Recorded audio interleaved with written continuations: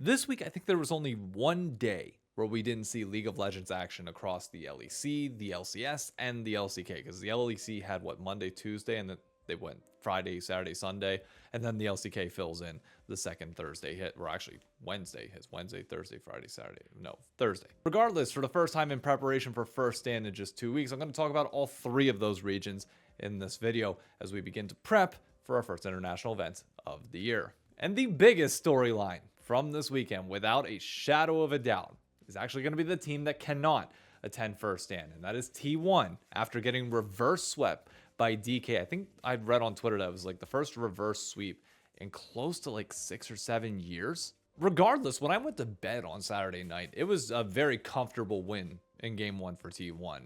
I thought this was pretty much going to be a lock, and for that to flip on its head is surprising. Now, I've seen people freak out a little bit, being like, yeah, they're not going to Worlds. And it's like, oh, you didn't watch last year, did you? At all. T1 will be fine. Okay, First Stand was not an event that they went to last year. It gave them some time off. They were able to level up pretty significantly then going into spring, and domestic T1, for whatever reason, has just still never came through. I mean, my prediction this year that they would actually win an LCK title is feeling more and more farther from the truth. But honestly, the bigger surprise in all of this is the fact that one of DK or BFX is going to an international event, since two teams go from Korea, which means that either Diablo or Career. There's a whole conversation to be had about the whole Career clip thing, and then Chronicler, I think it was, on Twitter stating that CV Max is putting a lot of pressure on these guys, and it feels very much, even though I just talked about Winter Olympics earlier this week, it feels very familiar to figure skating to a certain extent, where I know some people are going to be like, hey, the pressure molds diamonds, and it's like, yeah, but there is a limit to this. And when people are calling it out, is there any validity to it? I don't know. We'll see as time goes on. We have to see through the course of the year how DK handles the pressure and stress from what is now expectations of possibly being a top 2 or 3 team in the LCK and going to Worlds. Like, that's now the benchmark for them, especially with a good early performance like this. I think it's fair to set those expectations come spring and summer. But for T1, look, it's not saying you get to write off a loss. You should not be getting reverse swept, and you should not lose to the two teams that they did in LCK Cup playoffs. But alas, here you are. Enjoy the time off, I guess. You'll be fine. Try not to overreact, even though I know many of you will. My second key headline of the week is actually the biggest bounce back that I think we could possibly imagine. And we deserve to give credit whenever in prior weeks we have been more or less flaming. And that is Saint and Lyon, who had a dominant 3-0 over FlyQuest on Saturday, which, after we spent all last week noting about how Saint has kind of run it down a bit in some of these series, the fact that they were starting in the losers bracket was a shock in the first place, and it clearly wasn't Inspired. He was playing well. Inspired also picked up Player of the Week this week, as it's very clear that he is calming and making all the shot calls for this team. But Saint did exactly what we were hoping he would do with this Lion squad if they were going to perform, which is just absolutely pop off in team fights, and notably not get caught out in lane, or not have these moments where he's just going in before everybody else are making these plays that you just sit there and it's like, huh? This is the Saint that was promised, or at least the one that doesn't tilt in this case. And it changes the expectations for Lyon going into this upcoming weekend. Do I still favor Team Liquid in that matchup? Yes, slightly. I think it's going to be difficult for Inspired to play in the same capacity that he did this past weekend, whenever the team's not making some really simple mistakes that happened with FlyQuest side of Griffin just being tracked and then dying on chickens twice in 3 games. Like, it made no sense. You're not going to have that happen against TL, and you are not going to get the lane priorities that you got in that series against TL.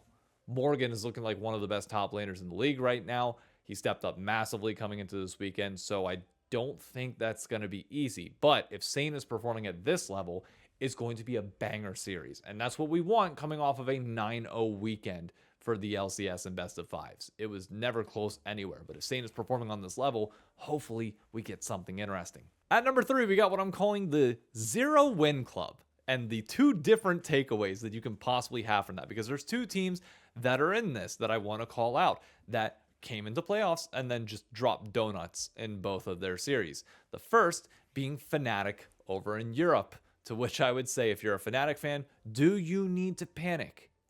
Yes, you absolutely do. It is time to panic. It's time to just wait until this ownership group sells and gets rid of the club to somebody else to see if you can finally make something after that. Because Grab seems to be put in a hard spot. It seems like nobody's on the same page on that roster. They're not performing when it comes to stage games. I don't believe Broxa, whenever he comes out, is like, oh, you need the chef and you need the position coaches, all this. Like, no, look, this is old school esports right here. You got a coach, you got your players, and you got like one assistant with it. You're good enough that you should be taking some games here. I'm sorry. There's no excuse to get knocked out in the way that they did and it look that bad and that hopeless. So to me, that screams bad roster construction, which it felt like from the beginning of the splits. Coming into this year, it was one of the first times I can remember that Fnatic just does not feel like a contender in any way, shape, or form. And that is a wild shift from where Fnatic was obviously in the start of even prior to the LCS when they were winning Worlds, going back to 2018, 2019, when they were strong, contending with G2 and even making the Worlds finals, to now just getting knocked out early in playoffs and having, quite honestly, little to no hope for the rest of the year. It's a drastically different story than FlyQuest, who also went winless this past weekend. But the optics of that are a lot different because you have some younger players, some unproven talent that, yes, there were mistakes that were made. Yes, Blabber and Inspired, the two best junglers in the league, got the better of Rookie Griffin. Oh no, I'm so scared about the future when that's going to happen. No, you're fine if you're FlyQuest. You sit there and you be like, you know what? We took it on the chin this time. Pretty much the expectation coming into the split was that you would finish right around this mark. So everything's kind of pacing as planned. Okay, this is a project that is going to take time to develop, and they are exciting to watch at a minimum in both good and bad ways. So I don't think you panic at all if you're FlyQuest. If anything, you buckle down and you just embrace the personalities for what they are, because man, they're putting out some pretty good social media content. At number 4, we're going to talk about being on the road. The LCK notably having their LCK Cup finals outside of the normal Lowell Park venue. The LEC going to Spain is hosted by MCoy, and the LCS in Los Angeles. But if you're in New York, you can come watch it live with us, including the Shinnok Watch Party, on Sunday at OSNYC. So technically, we are getting outside of LA a little bit. For those of us that are being blizzarded in right now, we'll get to be outside, and hopefully most of the snow melts by then. But currently, we're like a foot in, like 5 hours into the storm. So I don't know how much we're going to end up with at this point. But man, it's so nice to be on the road this early in the year. Like, it really feels different than most other years where it's like, okay, you're waiting for spring to do anything. And I know First Stand is going to be in this really small venue in Brazil, which is going to suck coming from these particular events. And I am a little bit worried about the optics of LCS finals when you wake up in the morning and you go from LCK finals in front of, I think, like 10,000 people or 8,000 people. Then you go to the LEC, which will be in front of a slightly smaller crowd, but still thousands of people there. And then you go to LCS finals and it's 300 in the arena. It's gonna feel weird, especially for Cadril fans who are going to be watching his co-stream, and he said he is going to be co-streaming the LCS this upcoming weekend, so he'll be watching all of those and then going to ours last. I'm a little bit worried about it feeling like a bit of a snoozer compared to the other two, but that's also just where we're at here in North America. So hopefully he gets to see maybe a glimpse of what things are like in New York, and maybe he'll tune in and peep eyes on it. Maybe we'll be loud and he'll get to see a clip of that. I don't know. We'll see. Either way, being on the road, ton of fun. Love it. And finally, my 5th and final headline going into this week and takeaway from this past weekend is that there is a clear big 3 going into matchups this weekend. And that is Gen G, G2, and C9. Now, I know the G2 one's a little bit more bold because as of releasing this video, some of you might be watching it after they've already played MCoy. And there's a chance that MCoy could beat them. But I'm sorry that I'm just looking at this so far and saying, wow, yeah, G2 has found their form again in playoffs, despite being a much lower seed. It's funny, the 6th and 7th seeds.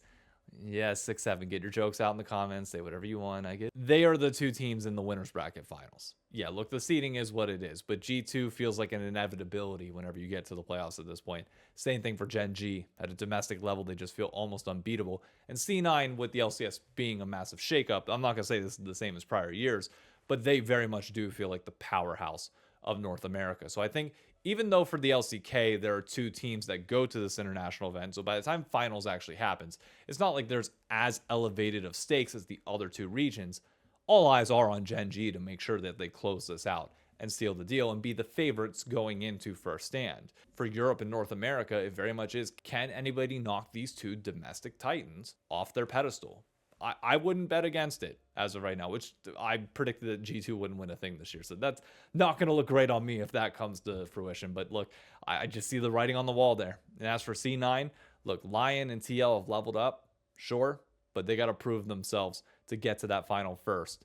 And then we'll see if they can take on C9 because they look like a well-oiled machine. There's nothing that I'm looking at C9 right now and saying, like, yeah, they have a clear-cut weakness that you can take advantage of. So we'll see. There's a big three. Can all three close out the deal without any upsets? We'll see. It would actually build a lot of momentum into kind of the hype for first stand if they can close the deal pretty solidly. Or if there are some upsets, maybe there will be some drama beforehand. Who knows? Anyways, that's it for me. That's my 5 headlines. Wednesday, I'll be back with a video talking about franchising, as promised for some of you, as we look into why, yes, there's a money problem that you need to solve if you want to get rid of it. And I don't think anybody's got that answer, so it's sticking around. Be sure to tune in for that. And then Thursday night, I'll have the pit out previewing the LCS matchups for the upcoming weekend, LCS Fantasy and beyond. If you haven't done so, be sure to subscribe. Click that notification bell down below to be notified anytime that I go live, whether that's via stream, video, or beyond. And I'll catch you all around. Thanks for tuning in. Bye-bye.